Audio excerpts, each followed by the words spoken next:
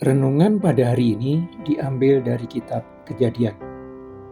Demikian firman Tuhan yang disampaikan di dalam Kejadian 40 ayat 1 sampai 4. Sesudah semuanya itu terjadilah bahwa juru minuman Raja Mesir dan juru rotinya membuat kesalahan terhadap tuannya, Raja Mesir itu. Maka murkalah Fir'aun kepada kedua pegawai istananya, kepala juru minuman dan kepala juru roti itu. Ia menahan mereka dalam rumah kepala pengawal raja, dalam penjara tempat Yusuf dikurung. Kepala pengawal raja menempatkan Yusuf bersama-sama dengan mereka untuk melayani mereka. Demikianlah mereka ditahan beberapa waktu lamanya.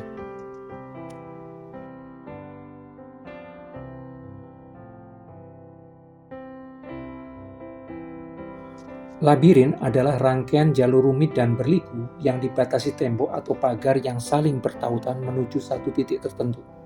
Jalur tertentu di dalam labirin berupa jalur buntu, yang mengharuskan orang yang melewatinya memutar mencari jalur lain. Jalur lain akan membawa ke titik akhir yang benar. Karena berupa jalur berliku yang saling terhubung tetapi belum terlihat koneksinya antara satu jalur dengan jalur lainnya, ketika berada di satu jalur tertentu, orang belum bisa mengetahui bahwa dirinya akan menuju satu titik tertentu sesuai rancangan sang pembuat labirin. Orang bisa merasa menghadapi jalan buntu. Orang bisa merasa tersesat. Orang akan terus mencari ujung dari jalur yang dilaluinya. Kehidupan seperti rangkaian jalur rumit dan berliku yang tidak terlihat koneksinya satu dengan lainnya. Seperti rangkaian persoalan rumit yang berkelindan dengan persoalan lainnya tanpa jalan keluar. Padahal kehidupan dirancang oleh Sang Pencipta kehidupan akan terjadi seperti yang dikehendakinya. Orang baru akan bisa melihat hubungan dari berbagai jalur rumit berliku ketika telah sampai di ujung labirin yang dilaluinya. Yusuf yang menjadi sasaran iri hati saudara-saudaranya akibat perlakuan istimewa Yakub kepadanya, dijual paksa kepada pedagang budak Midian yang membawanya ke Mesir. Di negeri asing, Yusuf dijual sebagai budak kepada Potifar, seorang pejabat tinggi Mesir. Yusuf seperti masuk ke jalur buntu labirin kehidupan. Tetapi Yusuf tidak meratapi lebih lama penderitaan akibat perubahan besar hidupnya dari seorang anak yang mendapatkan perlakuan istimewa dari orang tuanya menjadi seorang budak di negeri asing.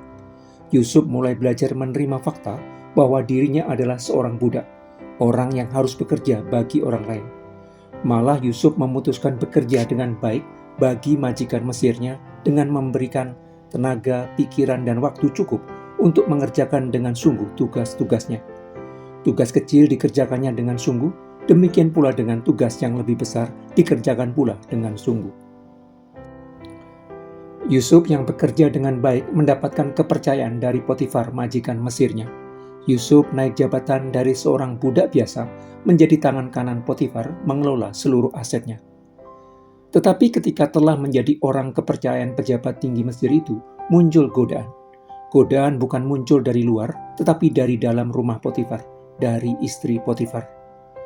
Istri Potifar tertarik secara seksual terhadap Yusuf yang tampan dan berperilaku baik, menggoda Yusuf untuk berhubungan seks dengannya, tidak hanya sekali. Perempuan ini menggoda Yusuf dari hari ke hari. Godaan yang satu tidak berhasil, dilanjutkan dengan godaan lainnya. Godaan di satu hari tidak terpenuhi, dilanjutkan dengan godaan lainnya di hari yang berbeda. Yusuf tetap menolaknya. Istri Potifar yang tidak terpenuhi hasrat seksualnya terhadap Yusuf melakukan tindakan berbahaya yang tidak terduga sebelumnya, memfitnah Yusuf sebagai orang yang berusaha memperkosanya. Potifar yang mempercayai kebohongan istrinya menangkap Yusuf dan menjebloskannya ke dalam penjara. Yusuf menjadi tahanan di dalam penjara di Mesir. Yusuf seperti masuk lagi ke jalan buntu labirin kehidupan. Sampai di titik ini, perjalanan Yusuf seperti rangkaian persoalan sulit satu yang terhubung dengan rangkaian persoalan sulit lainnya. Tetapi Allah yang bekerja dalam segala sesuatu untuk mendatangkan kebaikan bagi orang-orang yang mengasihinya, bisa memakai rancangan dan tindakan jahat yang dilakukan orang-orang yang tidak percaya justru untuk merealisasikan rencana baik Allah. Allah malah memakai kejahatan istri Potifar yang memfitnah Yusuf untuk membawa Yusuf ke lokasi yang telah disiapkannya bagi Yusuf, istana Fir'aun, dengan memakai Potifar untuk mengirimnya ke penjara tempat tahanan-tahanan raja dikurung. tempat di mana Yusuf akan bertemu dengan orang-orang yang berada di lingkaran dalam Fir'aun.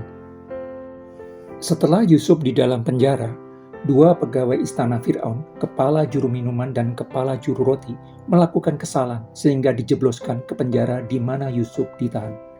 Bahkan kepala penjara yang telah mempercayakan semua tahanan dalam penjara itu kepada Yusuf, menempatkan Yusuf bersama-sama dengan kepala juru minuman dan kepala juru roti untuk melayani dua pejabat penting istana Fir'aun itu. Yusuf semakin dekat dengan kondisi yang dirancangkan Allah baginya. Tetapi karena belum memahami rancangan besar Allah baginya, situasi yang dihadapi Yusuf seperti terlihat semakin sulit. Ketika Allah memiliki suatu rencana bagi anak-anaknya, Dia akan memakai berbagai macam cara dan sarana untuk mempersiapkan anak-anaknya menuju kondisi yang dikehendakinya. Allah akan menggiring dan mengarahkan berbagai hal supaya terjadi seperti yang direncanakannya. Karena itu, kita tidak perlu khawatir dengan berbagai rancangan dan tindakan jahat yang dilakukan orang lain terhadap diri kita. Kita tidak perlu khawatir dengan persoalan sulit yang dihadapi. Selama kita mengasihi Allah dengan sungguh, rekaan jahat orang lain akan digunakannya untuk membawa kebaikan bagi diri kita. Rancangan dan tindakan jahat orang lain bisa digunakan Allah sebagai gada dan tongkat untuk menggiring kita menuju situasi yang dikehendakinya. Situasi sulit yang kita hadapi akan membawa kita kepada situasi yang sesuai rancangan Allah. Selama kita berpegang kepada kebenarannya, Allah akan menuntun kita kepada damai sejahteranya.